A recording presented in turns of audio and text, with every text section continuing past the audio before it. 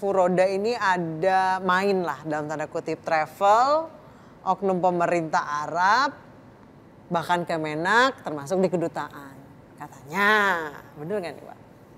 Main gimana nih maksudnya? Ada main dalam tanda kutip.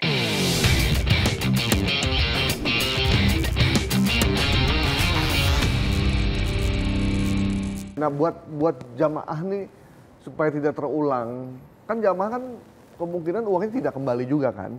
Kalau yang udah dipakai buat bayar hotel segala macam mungkin kemungkinan tipis lah untuk kembali. Nah buat jamaah ini enaknya kok kayak gimana? Kalau ada travel yang menawarkan, apakah harus bayar Furoda dengan harga itu kan uangnya besar sekali kan? Atau setengah dulu bayarnya? Atau ada perjanjian nanti kalau nggak berangkat uangnya dikembalikan berapa persen gitu? Nah ini salah ya, kalau misalkan Furoda Mujamalah kalau misalnya diselenggarain penyelenggara resmi ya, dianggap tidak akan dikembalikan itu salah.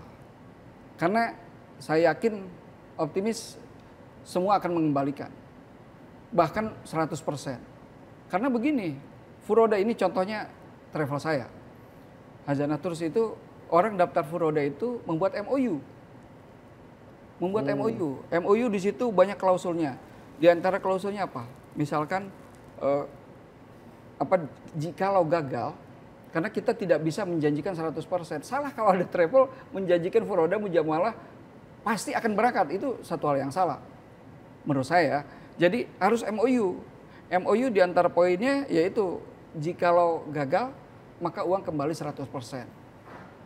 Itu banyak dilakukan sama hampir semua travel begitu, komitmennya begitu. Jadi salah. Cuma kalau misalkan masalah waktu pengembaliannya ini yang mungkin berbeda-beda klasifikasinya. Tapi saya yakin belum pernah menemukan satu penyelenggara PIHK yang mempunyai syarat ketentuan untuk Furoda Mujamalah ini kalau misalkan gagal uang tidak kembali atau dipotong 5%, potong 10%, nggak ada. Semua berkomitmen mengembalikan 100% dan harus wajib mengembalikan. Ya Ampuri sudah membuat surat edaran tertanggal 27 Mei agar anggota untuk segera menyelesaikan pengembalian dana dan lain-lain, dan juga menghimbau kepada jamaahnya untuk kalau bisa memilih visa yang pasti, yaitu visa Haji Plus, ONH Plus. Jadi migrasi aja deh ke dialihkan gitu ya. Dan untuk Furoda itu tidak bayar full. Hampir semua travel itu hanya deposit saja. Deposit misalkan 8.000. Nah, ketika sudah keluar visa baru lunasin. Semua begitu. Nah, termasuk di kita, di saya begitu juga. Jadi kalau misalnya gagal, uang kembali 100%. Dan misalkan hari ini kita udah ngembaliin tuh ada yang gagal, karena kita beri opsi kan. Opsi yang pertama adalah refund. Ya, refund kembali 100%. Tanpa potongan sepeser pun. Gimana Ustaz udah ngadain ini acara plus, udah itu doain aja lah gitu kan. Refund. Opsi kedua adalah migrasi ke haji khusus, ONH Plus. Opsi ketiga misalkan bisa digunakan misalnya untuk umroh. Opsi ketiga menunggu tahun depan. Tahun depan misalkan mau kita upayakan lagi Furoda Mujamalah atau B2C lain-lain, karena kita optimis tahun depan belum tentu sama kayak tahun ini, ya kan? Bisa jadi dibuka lebar karena kan tetap aja Saudi itu kan ada visi 2030 itu, bahwa 2030 30 juta dari jamaah umroh dan haji. Mereka punya visi begitu, mendatangkan 30 juta jamaah umroh dan haji. Nah sekarang baru 12 juta sampai 15 juta aja. Jadi baru mereka pasti akan nambah lagi terus ya? Nah ya itu makanya perlu direspon sama pemerintah, karena jenis visa haji itu ke depan akan banyak. Mungkin Furoda oke lah tutup ya, tapi kan nanti ada Mujamalah, ada haji direct, ada haji fakhir, ada haji B2C, G2C, baik negara Indonesia atau negara luar itu. Yang jenis semua berbagai visa itu akan kita optimis akan muncul. Karena sekarang udah ada juga sebetulnya haji direct bagi negara-negara yang tidak ada bi'satul hajj, tidak ada kantor urusan hajinya. Kayak kalau Indonesia kan ada seperti Eropa ini kan mereka nggak punya kantor urusan haji di mana? Di Saudi. Itu ada haji direct Karena atau BTC. ada usulan class action dari kelompok-kelompok masyarakat bisa class action pada travel yang tidak memberangkatkan furoda. Soalnya Itu gimana? katanya kan ada apa ya, disebut juga ini furoda ini ada main lah dalam tanda kutip travel, oknum pemerintah Arab, bahkan Kemenak termasuk di kedutaan. Katanya, bener nggak nih Pak? Main gimana nih maksudnya? Ada main dalam tanda kutip. Kerjasama iya. Kalau kerjasama ya? Kerjasama iya. Nggak mungkin PIHK penyelenggara Indonesia tidak bekerja sama dengan pihak-pihak syarikah Arab Saudi, yang tentu syarikah Arab Saudi akan bekerja sama lagi dengan kerajaan Arab Saudi. Jadi PIHK di Indonesia ada yang bisa langsung aksesnya kepada para pangeran di Arab Saudi, atau ke Wizaratul Hajj, ke kementerian, atau misalkan dengan syarikah-syarikah di Arab Saudi, perusahaan-perusahaan swasta, yang perusahaan swasta ini misalkan milik para amir-amir, para pangeran, atau milik. Jadi emang ada lobbyis ya? Ya, lobby itu pasti ada. Lobby itu pasti ada. Memang furoda ini jumlahnya setiap tahun tidak sama. Ya naik turun naik. Kalau sekarang memang istilahnya bisa dibilang tutup gitu kan. Ini berbeda nih, pertama kali istilahnya tutup sama sekali lah. Gitu. Mungkin ada masalah internal di sana. Ya kayaknya mau trial karena tahun lalu kan banyak kejadian di Mina tuh. Ya, jadi Saudi ini tahun ini memang lagi membuat trial, membuat sebuah simulasi percobaan menyelenggarakan haji yang ideal. Inovasi lah, inovasi kalau bahasa Pak Menteri inovasi, kalau bahasa Menteri haji yang aman, haji yang aman gitu kan. Tahun ini itu temanya itu. Tidak mau seperti tahun-tahun lalu. Yang ada yang ngampar-ngampar di jalan, mungkin tahun ini nggak ada. Mungkin sekarang ini, Arafah ini kan sudah ada yang tenda tingkat 2, tingkat 3. Iya. Nah, Mina ini belum keluar izinnya. Bisa jadi kita akan menyaksikan nih, tahun-tahun depan, Mina itu mungkin akan dibangun tendanya mungkin 2 lantai, 3 lantai, 4 lantai. Atau dibangun gedung-gedung buat pengganti mabit. Mabit di Mina itu pengganti tenda gitu. Kalau itu udah mulai turun izinnya, yang saya dengar sih itu nunggu izin dulu dari Kementerian Haji.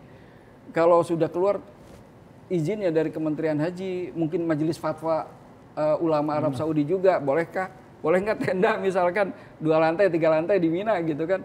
Kalau misalnya ulama udah menyetujui, Kementerian Haji udah menyetujui, saya yakin dalam optimis tahun-tahun depan kita akan menyaksikan tenda di Mina itu bisa 2 tingkat, 3 tingkat atau diganti gedung. Kalau begitu berarti kapasitas akan nambah tuh. Ya. Kalau sekarang 1 tingkat, misalkan 3 tingkat udah bisa di atas 4,5 juta kan. Nah itu makanya itu optimisnya begitu. Jadi ke depan bisa jadi haji akan dibuka lebar lagi. Pak Zaki, furoda ini apakah sama dengan tahun lalu? Kan ada istilah percepatan, saya lupa 1.000 atau 2.000 USD gitu nambahnya, itu sama nggak sih? Yang percepatan itu pakai kuota apa? Yang jelas beda ya. Jadi kalau furoda ini kan tahun kemarin, furoda mujamalah ini tahun kemarin bisa dibilang sukses 100% ya. Ya bisa bilang kalau nggak 100% ya 99% lah. Iya. Jadi semua yang mengajukan furoda mujamalah tahun lalu berangkat semua. Itu zaman menterinya siapa itu? Jago kan? Enggak, tapi artinya nggak cuma dari Indonesia, dari seluruh dunia.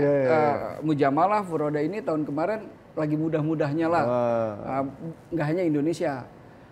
Apakah furoda sama dengan percepatan tahun lalu ya? Tahun lalu ya tentu beda. Kalau furoda tadi sumbernya undangan raja dari kerajaan Arab Saudi lah ya, baik lembaga pemerintahannya, rajanya langsung atau maktab-maktab amir. Kalau percepatan ini sebetulnya kemarin kan sebetulnya itu satu hal yang menurut saya itu win-win solution. Karena kan saat itu Januari tiba-tiba Indonesia dapat kuota tambahan. Nah, biasanya untuk penyelenggaraan reguler itu nggak bisa cepat. Penyelenggaraan reguler itu ya istilahnya setahun sebelumnya. Hotelnya, tiketnya, apa segala sesuatunya itu nggak bisa cepat. Nah tahun kemarin itu tiba-tiba kan Pak Jokowi berangkat ke sana tuh. Ya. Itu kan oleh-oleh Pak Presiden datang ke sana kalau nggak salah tahun sebelumnya Desember apa November, terus Januari dapat tuh. Ya. Januari dapat kuota tambahan sebanyak 20.000. 20.000. Ya, 20.000. Nah, 20.000 kenapa nggak semuanya ke reguler? Kenapa nggak misalkan 20.000 itu semua reguler atau sesuai undang-undang misalkan 92% dan 92% dan 8% haji khusus. Ya. Nah, karena reguler ini kan punya keterbatasan. Satu keterbatasan persiapannya harus panjang, nggak bisa mepet-mepet. Jadi sebetulnya tahun kemarin bisa mengakomodir 10.000 tambahan untuk haji reguler itu sebuah prestasi. Kalau haji khusus kan memang standby setiap saat. Jadi kalau haji khusus PIHK itu standby. Nah, akhirnya pada saat itu 10.000 diberikan kepada haji khusus. Nah, itu yang dipermasalahkan DPR. Nah, itu yang jadi masalah. Itu oleh yang DPR, dipermasalahkan ya. DPR, betul. Cuma memang dalam undang-undang ini sebetulnya multitafsir juga ya. Soalnya dalam undang-undang ada tercantum, itu disebutkan juga sama sekjen sebelumnya, sekjen Kemenak sebelumnya pernah dalam satu forum, bahwa kebijakan ini sudah sesuai dengan undang-undang. Kenapa? Karena dalam undang-undang itu di antara poin pasalnya adalah penyelenggaraan haji di Indonesia diputuskan oleh Menteri Agama. Ada poin itu. Nah, jadi itu mungkin dasar hukumnya. Akhirnya Menteri Agama memberikan keputusan. 50-50. Cuma Ceban-ceban. yang memang ya 10.000. Menurut saya itu sebuah keputusan yang tepat, win-win solution juga. Karena yang reguler juga kan belum nggak semuanya udah melunasi juga kan. Iya, banyak yang gagal bayar saya dengar tahun lalu. Iya, jadi tidak semua yang waktunya berangkat itu mampu untuk melunasi. Khususnya di reguler, itu sebetulnya setiap tahun dari dulu itu. Iya. Apalagi tahun lalu dolar kan tiba-tiba dolar tiba-tiba 16.000 meningkat, terus daya beli juga menurun karena transisi pilpres itu. Jadi banyak faktor sehingga reguler itu tidak bisa dadakan, satu. Yang kedua, reguler ini memang perlu juga anggaran dari pemerintah, ya. khususnya BPKH ya. Ya. Mungkin BPKH tahun lalu saya mampunya memberangkatkan 10.000 tambahan.